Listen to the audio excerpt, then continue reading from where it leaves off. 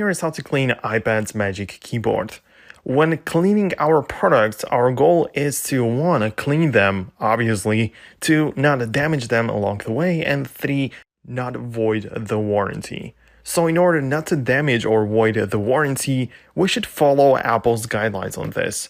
Well, this topic is pretty expensive and it's dedicated to every single device they have, so that's pretty good. And this is what Apple says for the iPad's Magic Keyboard. So at first we disconnect the iPad because we're not cleaning the iPad. Then we use a soft, slightly damp lint-free cloth.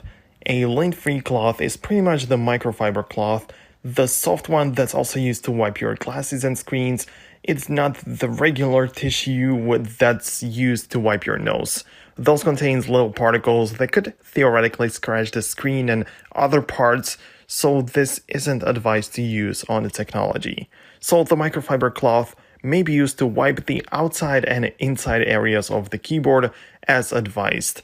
It should slightly be damp to get the dirt out of it.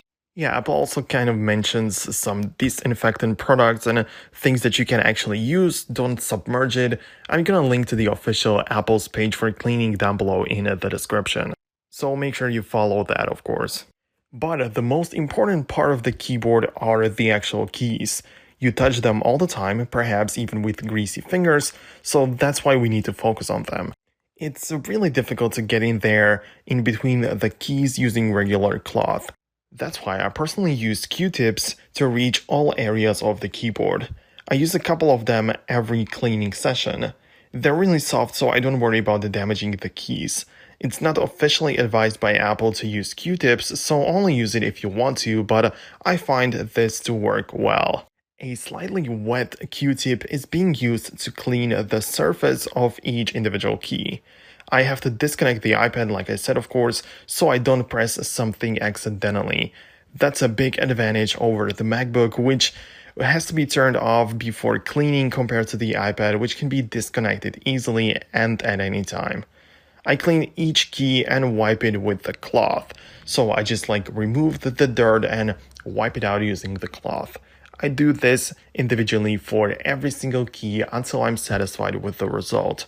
That is, I travel through all of them, I just clean the spacebar. Some keys are more dirty than the others depending on how many I press and stuff, but I generally, of course, clean all of them. You've probably noticed that it takes a little bit of your time, but I think it's worth it. You don't clean your keyboard every single day, but when you do, you actually want to do it properly. But then, after I clean each key individually, I travel between all of the keys. I collect the dirt and take it out. I perhaps clean the Q-tip or replace it with a new one and then use it again. That is to grab all of the dirt and all the things from the areas between the keys, which are kind of hard to reach, of course.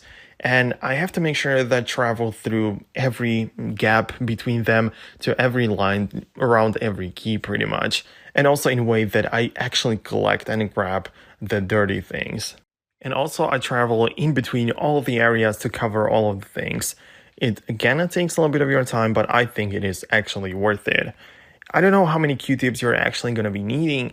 That depends on the state and the current iPads being dirty and stuff, so you have to compare it for your own, but just don't try to save a couple of them. I think that it's definitely good to use more than a couple of them for cleaning the entire iPad's keyboard.